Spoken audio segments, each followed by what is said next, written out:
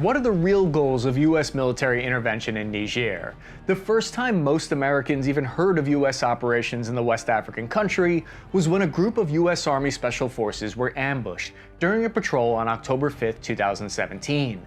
The ambush near the village of Tongo Tongo was the deadliest incident for U.S. forces in Africa since the 1993 Battle of Mogadishu. As a result, the American public was both confused and outraged at the lack of information about U.S. military missions on the African continent. This prompted a series of congressional inquiries and a Department of Defense investigation. These have had long-lasting consequences that reach all the way to the events unfolding in Niger today. The reports ended up blaming the individual soldiers and lower levels of command, instead of the higher-ups taking responsibility. So what really happened in Niger? Why was the Pentagon accused of lying about the incident? Was there a CIA cover-up? And why were there over 800 US troops in Niger in the first place? What American interests were they really protecting? I'm your average infantryman, Chris Cappy. Let's analyze that. Niger is a large landlocked country in West Africa. It's home to over 25 million people. 80% of the country is covered by the Sahara Desert, which means most of the population live in the Sahel. The Sahel is a narrow band of transitional desert savanna climate along the south that crosses through Niger and its neighboring countries. The dry landscape and frequent drought make for a harsh environment. This has led to the country having the unfortunate distinction of ranking highest in the world on UN Poverty Index. Niger is a former French colony that gained independence in 1960. But government instability, corruption, and ethnic division made for a rocky 50-year period. This all culminated in a military coup in 2010 that returned the country to some semblance of a parliamentary democracy for a period. But first, I want to tell you about the brand that made this video possible, Ridge Wallet. When they say it's the last wallet you'll ever need, they really aren't messing around. And that's because these wallets are made from premium aerospace-grade aluminum and backed by a lifetime guarantee. I don't know if you've noticed, but I've been wearing the Ridge Wallet watches in the videos for the past few months, and I absolutely love them. And with plenty of colors and variation to choose from, you won't need to skimp out on style to take advantage of their super sleek, minimalist designs. Be sure to check out the wallet and key case combo. It securely holds 1 to 6 keys and prevents your keys from jiggling. You can get up to 30% off your order when buying the Ridge Wallet and key case together. Ridge Wallets hold up to 12 cards plus room for cash, and they've sold over 3 million wallets and have over 50,000 5-star reviews. And the Ridge team is also sure you're gonna love it because they're gonna allow you to have 99 days to test drive it. So head over to ridge.com/taskandpurpose and use code taskandpurpose to get 10% off your order. That's ridge.com/taskandpurpose, promo code taskandpurpose to save 10% and a few extra inches in your back pocket. U.S. military involvement in Niger stems from the global war on terror and the international fight against ISIS. It truly kicked off with what was called the 2002 Pan-Sahel Initiative, formed shortly after the 9/11 terror attacks. U.S. Department of State said that this was, quote, a state-led effort to assist Mali, Niger, and Chad in detecting and responding to suspicious movement of people and goods across and within their borders through training, equipment, and cooperation. This initial agreement didn't see any U.S. troops on the ground. In 2008, the U.S. consolidated their organization and created what's called United States Africa Command, or AFRICOM, that was responsible for maintaining military relations with 53 African nations. The stated goal was to counter terrorism and grow democracy in the region. However, in 2011, when the U.S. government helped overthrow the dictator named Gaddafi in neighboring Libya, this left a power vacuum that created instability in Niger. There was an influx of arms and weapons pouring through their over 340-kilometer-long border. On the other hand, I have to say it's not entirely fair to lay the blame on the United States, because the unrest and civil war in Libya was brewing long before U.S. intervention. Possibly in response to this, in January 2013, the US and Niger signed what's called the Status of Forces Agreement under President Obama. This allowed US troops and aircraft to operate in Niger in a non-combat capacity. This non-combat mission was focused on supporting French counter-terror efforts in neighboring Mali. At the time, it was suggested that the move was a way to smooth over the rift between US-French relations after France had criticized the Iraq invasion. In any event, this 2013 agreement meant that for the first time in my short memory, there were over 100 US troops and Predator drones deployed inside Niger. But the mission grew. In June 2017, President Trump told Congress, as required by the War Powers Resolution, that the number had increased by more than sixfold. The president of Niger was reportedly happy to have the American soldiers present helping with security in the country. So at this point, between 600 and 800 U.S. Special Forces operators were in Niger. The official word out of the Pentagon was that their job was to, quote, advise and assist, which could mean a lot of things. But advise and assist doesn't sound like kick in doors and take names. However, the New York Times got an anonymous source that said Special Forces personnel had been out on, quote, reconnaissance patrols with their Niger counterparts at the time. The mission had slowly creeped into a combat capacity. The advisory role can quickly become an active combat one. In fact, between 2015 and 2017, American personnel were quietly involved in at least 10 firefights and had already been ambushed while operating in Niger, eliminating 32 enemies. However, since no Americans were killed or wounded, it barely made for news. No one in the American public paid attention to or really knew about the rapidly growing mission in Niger. And then we see in 2014, the US military footprint in Niger grew even bigger when the government granted approval for the $110 million airbase called Airbase 201, located in the city of Agadez. It would take several years to complete though. But once it was finished, it would have a 6,800-foot runway that would allow for the C-17 Globemaster to land. This aircraft could easily fly in heavier armored vehicles like the MRAP. I think it was this logistics difficulty that could have led to the lack of armor in the country. Part of the reason for this mission creep was because this was the time period that I like to call the US Special Forces Renaissance. It was the SF Enlightenment. It was operator elevation. American SF units grew from 38,000 personnel in 2001 to 73,000 2 decades later. Its budget grew from a tiny $2.3 billion to $13.7. And for some very good reasons, right? Because these operators were showing the best results on the battlefield. Why wouldn't you double down on what worked? The DoD didn't have to risk deploying large numbers of troops, but the mission in Niger was about to reveal one of the potential challenges that SF units faced. Despite hopes for new, prosperous Niger, poor living conditions and unstable governments are fertile ground for insurgents and terrorist groups. Several jihadist groups, like Boko Haram, were already established in the remote parts of the country. One of the splinter terror groups pledged allegiance to ISIS and declared themselves the ISIS State in the Greater Sahara, or ISGS. Alright, but why does that even matter? It's not like some low-budget militias and pickup trucks were just going to threaten the American homeland. But the key to understanding American military intervention in Niger has a lot to looking at their neighbors. Niger's strategic importance has to do with the fact that they border Nigeria. Nigeria is not to be confused with Niger. Nigeria has lucrative oil resources that the United States and its allies have been developing and exporting for decades. Nigeria is the US second largest trading partner in Africa, with two-way trade reaching $10 billion in 2019. Instability in the region would cause a major problem.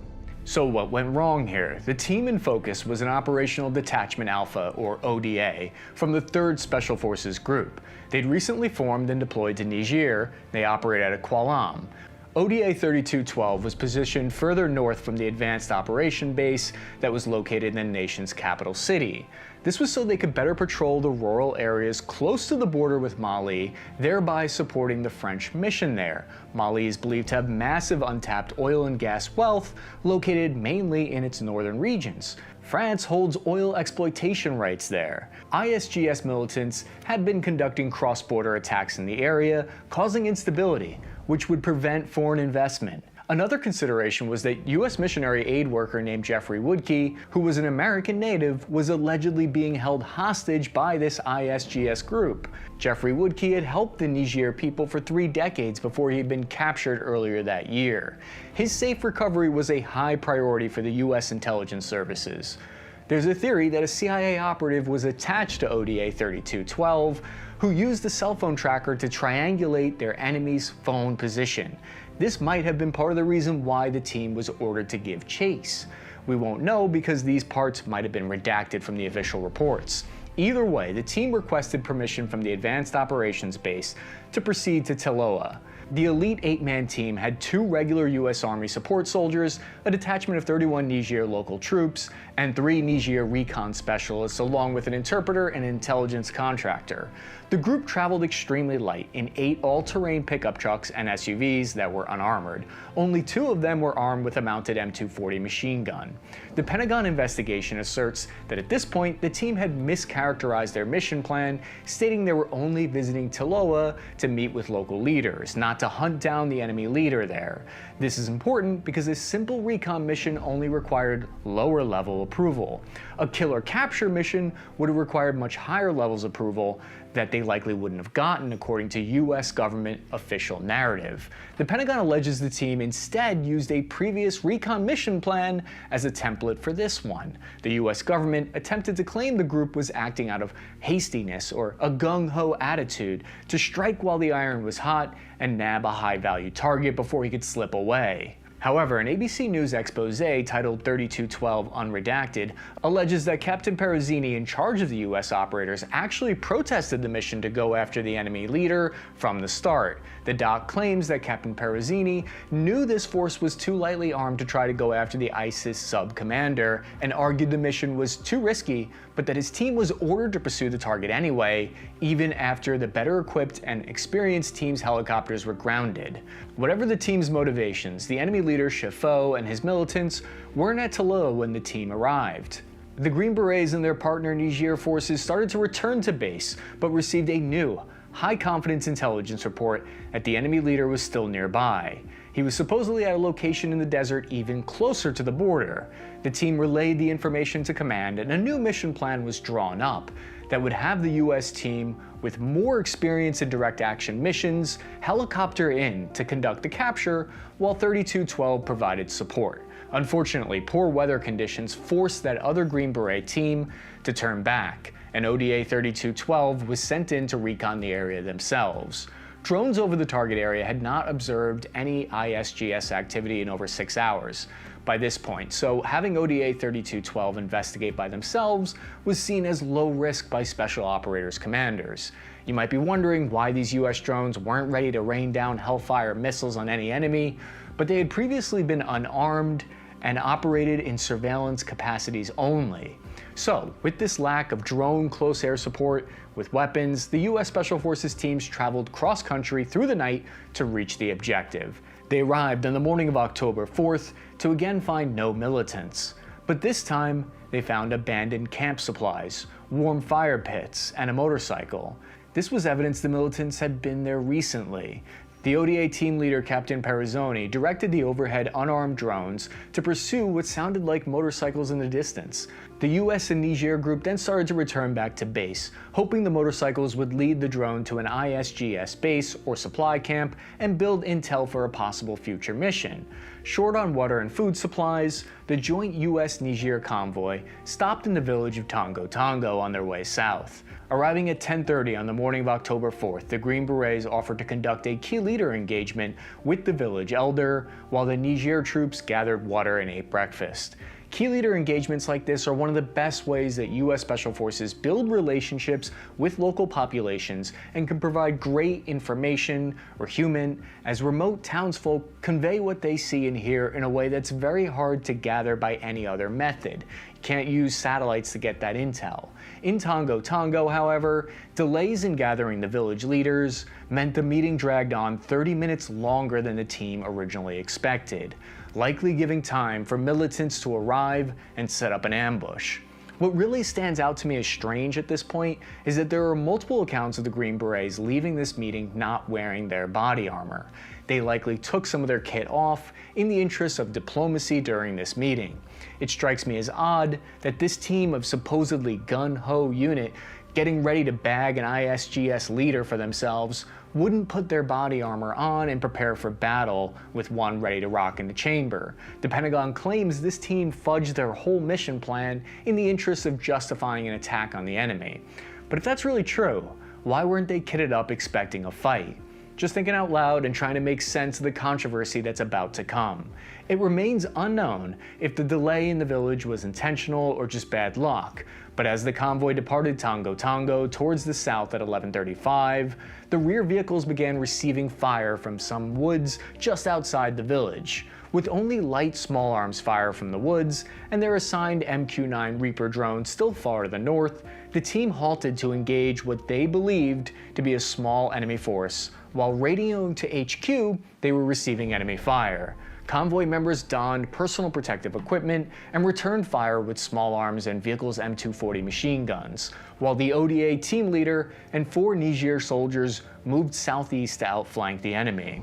The battle quickly escalated as the dismounted US Niger convoy began receiving heavy machine gun fire, RPG and mortar fire from the woods. The US Niger forces had mounted M240 machine guns of their own, but the ISGS militants had 50 caliber Dishka machine guns mounted on their technicals. The US soldiers only had unarmored vehicles to protect themselves, so the convoy was quickly pinned down and had to shelter while returning fire as best they could from behind the vehicles. Gotta keep in mind, regular trucks like this provide very little protection from small arms. Bullets will cut straight through them. Captain Perezzini and his forces went on a flanking mission in the woods and started to engage the enemy from the side, but observed a much larger enemy force coming to join the battle from the east. They realized that their small force of only 46 troops was about to be overwhelmed by more than 100 militants with heavy weapon support. Captain Perezzini returned to the convoy as fast as he could to organize a withdrawal. An orderly withdrawal while in contact with the enemy is one of the toughest maneuvers to pull off in warfare, but staying put in this situation would have meant certain death for the entire convoy. Despite the chaos and overwhelming fire from the enemy, the US and Niger soldiers took turns remounting their vehicles, while others provided covering fire and threw smoke grenades. 2 vehicles were immobilized by the incoming fire, forcing troops to shuffle and pile into the remaining operational trucks and SUVs, delaying the withdrawal. Staff Sergeant Brian Black, Jeremiah Johnson, and Dustin Wright remained outside their vehicle firing upon the enemy with their M4 rifles and AT-4 rocket launchers to cover the reshuffling convoy. The covering team members signaled to Captain Perezzini they were ready to leave with the convoy, but were unfortunately struck down by the withering fire before they could do so. Investigative reporters would later claim that the other US Special Forces teams in the area had requested at this point to go help ODA 3212 as soon as the first calls for help came over the radio. But they claim mid-level AFRICOM commanders denied each request. Anonymous operators backed this claim up, and they report that they're furious that they weren't allowed to go help. As the others moved south from the ambush site, the convoy realized the last vehicle hadn't joined them after all and wasn't answering radio calls. Refusing to leave any soldier behind, the convoy stopped a short distance away and organized a scouting party to try to regroup with the missing members. But the scouting party and the stopped convoy were forced to pull back by the highly mobile enemy force, as gun trucks and motorcycles quickly found their new position in the arid terrain. The convoy forces remounted as quickly as they could in the chaos, enduring multiple gunshot wounds while they gathered up every soldier before withdrawing. Captain Perezzini himself was shot and ejected from the bed of a speeding pickup truck and had to climb back in, before finally managing to break contact. However, in spite of every effort to gather all the troops, U.S. Sergeant La David Johnson, a mechanic and driver attached to the Special Forces team, was cut off from his vehicle and killed in action while attempting to evade the enemy on foot. In the confusion of the second withdrawal, the remaining convoy vehicles were separated while being pursued by multiple enemy gun trucks. U.S. Vehicle 1, which included the captain and most of the remaining Green Berets, got stuck in mud at 12:33, allowing the pursuing enemy to catch up with and surround them. Believing they were done for, the captain and his ODA team members from Vehicle 1 radioed they were being overrun. They destroyed their comm sets to prevent them from falling into enemy hands, sending final messages to their families and loved ones over personal phones. The team took cover in a nearby swamp and prepared to make their last stand. At 13:18, salvation finally arrived as both US drones and French Mirage aircraft arrived on scene. Unable to safely drop their ordnance without hitting friendly troops, the French Mirage aircraft flew over the enemy in a rapid show of force maneuver, scaring and dispersing the enemy until French helicopters arrived at 1600 hours to finally recover the sheltering US and Niger troops. Altogether, 4 US soldiers and 5 Niger troops lost their lives in the ambush, while at least 21 ISGS enemy militants were KIA. However, this is where the story really begins, because controversy surrounding the ambush started even before the story hit the news. A lot of the controversy started surrounding the death of Sergeant Law David Johnson, because he had managed to evade the enemy on foot for a while. His body wasn't found until 2 days later by a farmer from the village, 960 meters away from the ambush site. This delay led to the conflicting reports that he'd been captured, with some defense insiders even telling Sergeant Johnson's family that a prisoner swap was being set up to recover him, before the hope was crushed days later when he was confirmed KIA. Next of kin continued to receive conflicting reports of how their loved ones passed away for months, with accounts of mortar fire being responsible, executions, or other horrible details filtering to the distraught families in an information-space nightmare. ISGS militants had looted the bodies of American soldiers, so it wasn't until helmet cam footage was finally recovered the following year that some of these questions were finally answered. Senators and Congress members were also asking questions about how this could happen. The incident revealed the US forces were more deeply involved in combat operations in Africa than previously thought. This led to calls to rescind the 2001 AUMF resolution that had been used by presidents post 9/11 to unilaterally justify military force in foreign countries when conducting counterterrorism missions. The AUMF remained in effect until 2023. In 2018, United States Africa Command laid out plans to withdraw around 25% of all US military forces in Africa, with around 10% withdrawing from West Africa. The US government reports also criticized their team and company-level leadership for not adequately training the ODA prior to deployment, along with filing an inaccurate mission plan. Because of the team's mischaracterized mission plan, AFRICOM asserts that support assets and quick reaction forces were not prepared to move when the team came under fire.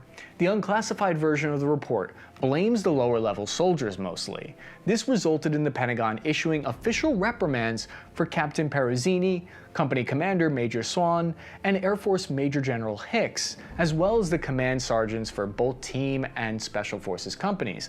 While short of a court-martial, official reprimands can kill your career. The DoD was basically claiming these Green Berets had gone rogue and were somehow responsible for their own deaths. It was starting to look like top-level brass had forced responsibility down to the lowest levels, covering up their own failings in the process. Junior personnel looked like they were being scapegoated because in a press conference, AFRICOM Commander General Waldhauser said the team's actions were not indicative of what AFRICOM special operators do. Exactly what I would say if I were trying to save my own skin and hang my guys out to dry. Journalist James Meek claims that General Waldhauser replaced the lead investigator of the incident with his own chief of staff partway through the investigation. Yeah, I got a buddy, he'll do the investigation better, trust me. A clear attempt to tilt the results in a more favorable light for him. Finally, Secretary of Defense James Mattis heard that lower-ranking soldiers had been reprimanded, but not their superiors. He allegedly erupted when that happened, and he had the reprimanded rescinded, so they were no longer in trouble. The redacted portions of the official report were classified, and they're sealed for at least 25 years. So unless a new review is conducted, we'll have to wait a long time to get the full story. A grateful James Woodkeep was finally freed in March 2023 after 6 years in captivity, but no one hears about that now, though the US government is keeping the exact circumstances of this release a mystery. The ambush was widely condemned by the government of Niger, with the president there claiming for a moment of silence and 3 days of national mourning for all victims of terrorism. The chief of Tongo Tongo was arrested on October 21st that year for alleged complicity with the militants, and Niger officials that oversee the rural zone that includes Tongo Tongo have stated it's highly likely US troops were set up by at least one extremist accomplice within the village. With Mali and Niger both undergoing military coups in 2022 and 2023, they radically reshaped their governments. France and US forces have had to move or restrict their operations since then. As a result, the future of the people of Niger and the Sahel region looks very uncertain. Despite the criticisms and reprimands of upper U.S. leadership about the mission plan, no one doubts the bravery of the men that fought that day. We recognize these soldiers and the unnamed for their sacrifices in the fight against terrorism and their unending mission to liberate the oppressed. I'm your average infantryman, Chris Cappy. Subscribe for updates on the current coup situation in Niger unfolding now that we'll have a video on very soon. And if you have a chance, check out this video, which I think you'll really enjoy. I'll see you guys soon.